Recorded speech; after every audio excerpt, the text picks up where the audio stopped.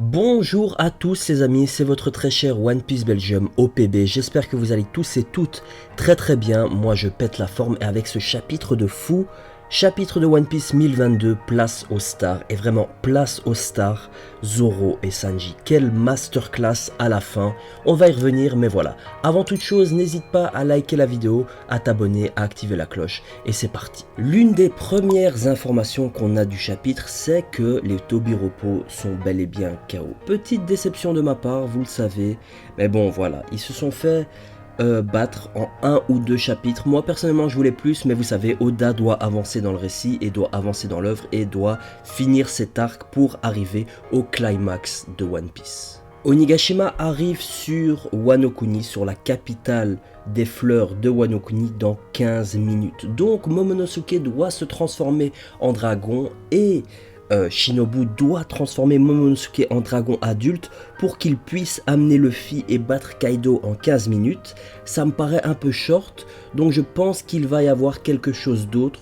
Quoi, je ne sais pas, mais on verra bien. En tout cas, Oda nous réserve de grosses surprises pour l'atterrissage de Onigashima sur la capitale de Wano Kuni. Voilà, moi perso je kiffe quand Oda fait des petits récaps comme ça permet de bien nous situer dans l'arc, de voir qui est KO, de voir qui est encore en combat et tout ça. D'ailleurs en parlant de combat, on a eu de nombreux combats dans ce chapitre et beaucoup d'updates en fait. On a eu Killer versus Hawkins, Perospero versus Nekomamushi, à la fin bien sûr Sanji et Zoro versus King et Queen, et aussi Raizo contre Fukuro Kuju. Et franchement, du lourd, tous les combats, Killer et Hawkins. On a Kid qui est en fait mis à mal par le pouvoir de Hawkins parce qu'il est lié à une des poupées de Hawkins. Donc je me demande comment le combat Killer versus Hawkins va se dérouler, parce que je vois pas Killer défoncer Hawkins et Kid mourir. D'ailleurs Kid ne va pas mourir. Et il y a aussi le combat Kid et Law versus Big Mom. Donc que du lourd, on a bien mangé, on a mangé Gucci dans ce chapitre niveau combat. Maintenant les amis, j'aimerais attirer votre attention sur ce que Raizo dit. Bien sûr, on le sait tous, Momonosuke va peut-être devenir le shogun à la fin de l'arc de Wano Kuni. Mais qu'en pensez-vous? Est-ce que Momonosuke ne va pas au final devenir adulte pour toujours grâce au pouvoir de Shinobu? Parce que franchement, je vois mal Momonosuke diriger Wano Kuni en tant que jeune. Peut-être qu'il aura une sorte de tuteur ou quelque chose dans le genre, mais je vois mal Momonosuke devenir shogun à cet âge-là en fait. Donc la théorie comme quoi Shinobu va, et c'est pas une théorie, c'est ce qui va se passer, le fait que Shinobu va transformer Momonosuke en tant qu'adulte, ça va se passer et Momonosuke va devenir adulte peut-être pour toujours jusqu'à la fin de One Piece, on verra bien. En tout cas, j'ai hâte de voir ça. Les amis, on a enfin des petites révélations sur la race de King. Vous savez que Big Mom a dit que la race de King c'était une race qui lui manquait dans sa collection. Et maintenant, Marco nous apprend qu'apparemment la race de King vivait sur Red Line. Apparemment, ce peuple pourrait contrôler le feu, j'y reviendrai par la suite. Mais premièrement, qu'est-ce qu'il y a sur Red Line? Marijoa. Et à Marijoa, il y a les fameux Tenryubito, les dragons célestes. Et si c'était les dragons célestes qui avaient anéanti le peuple de King? C'est pour ça qu'il n'y en a plus beaucoup, et c'est pour ça que Big Mom n'a plus su mettre la main sur cette race parce qu'elle est tellement rare. Peut-être que ce sont les Tenryubito, les dragons célestes, qui ont tué, qui ont fait carrément un génocide de toute la race de King pour pouvoir s'installer sur Marijoa. Qu'est-ce que vous en pensez les amis? Parce qu'en plus on a tout le thème des Tenryubito qui sont au-dessus de tout le monde, qui sont une sorte de dieux, qui sont des sortes de dieux.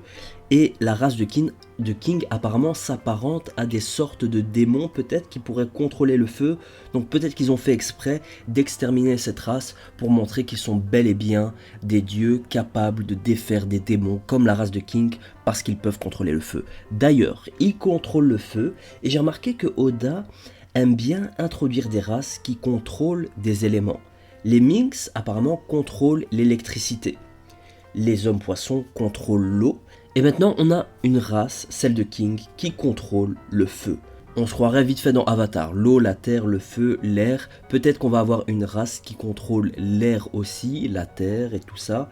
En tout cas, je pense peut-être que ça va être lié avec les Logia. Peut-être qu'en fait les Logia ont été obtenus grâce à des expériences sur des races telles que les Minx, la race de King et tout ça, même si on n'a pas de fruits du démon de l'eau pour les hommes poissons. Mais enfin voilà les amis, dites-moi ce que vous en pensez. En tout cas, moi je kiffe quand Oda nous lance des informations comme ça sur les races et tout ça.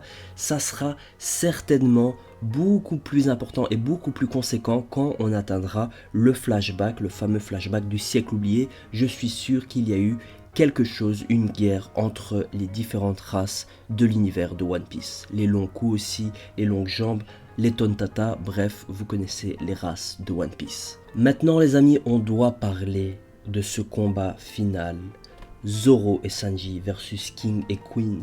Et c'est ce qu'on attendait depuis le début de l'arc de Wano Kuni. Tout le monde disait Sanji n'a pas le niveau, je ne sais pas quoi. Beaucoup de gens disaient ça, pas tout le monde. Je dis pas que toi, viewer qui regarde cette vidéo, disais ça. Mais beaucoup de gens disaient que Sanji n'a pas le niveau pour une calamité et va se farcir un Tobiropo. Et bien voilà, maintenant on a du 2v2. Je me demande le scan prochain comment cela va se dérouler. On aura sûrement la révélation de la forme hybride de King, parce que mine de rien, on l'a pas vu, alors que Queen est en forme hybride depuis le début du combat. Mais enfin voilà, on mange Gucci et la phrase que Zoro dit, enfin que Zoro et Sanji disent comme quoi on se rapproche petit à petit de l'image de Luffy en roi des pirates, ça m'a donné des frissons. Parce que voilà, on se dirige petit à petit vers la fin de One Piece et vers l'ascension de Luffy vers le trône du roi des pirates. Et quand ça arrivera, ça les amis, ça va casser Internet, ça va casser YouTube. J'ai hâte les amis, j'ai super hâte. Et en plus la présentation, c'était trop classe. Marco qui se retire, on voit les bandages de Zoro qui se défont. Et qui dit place aux stars, mais waouh, ça en anime, ça va rendre super bien. En tout cas, voilà, est-ce qu'on se dirige vers un 2v2 Zoro Sanji directement versus King et Queen, ou est-ce qu'ils vont se séparer et ça va être Zoro versus King et Sanji versus Queen? Oh, j'ai hâte, je sais, j'arrête pas de dire ça, mais ce chapitre, il m'a donné trop de hype, trop de combats, trop de trucs, c'était vraiment, c'était Odaesque, c'était Goatesque. Et mine de rien, tant mieux que les Tobiropo ont été expédiés par Franky, Robin, Jinbei, tout ça. Maintenant, on peut se concentrer sur du lourd, sur du Zoro et Sanji, sur du Luffy, sur full combat, sur Kid et Law versus Big Mom. Franchement, que de la hype, que dire les amis, que dire, c'était que de la hype. Voilà, j'espère que vous avez kiffé cette review, un peu plus courte que d'habitude, parce que voilà, j'ai pas trop le temps de faire cette review parce que comme je vous l'ai dit déjà dans d'autres reviews, je travaille, etc. Donc voilà, je ne veux pas commencer à parler des lobes d'oreilles de Fukurokuju, même si j'aimerais bien, mais bon voilà. Petite mention d'ailleurs sur Perospero versus Nekomamushi. Voilà, Oda il nous a donné que des combats, c'était vraiment trop classe. La semaine prochaine, on a un chapitre, bonne nouvelle.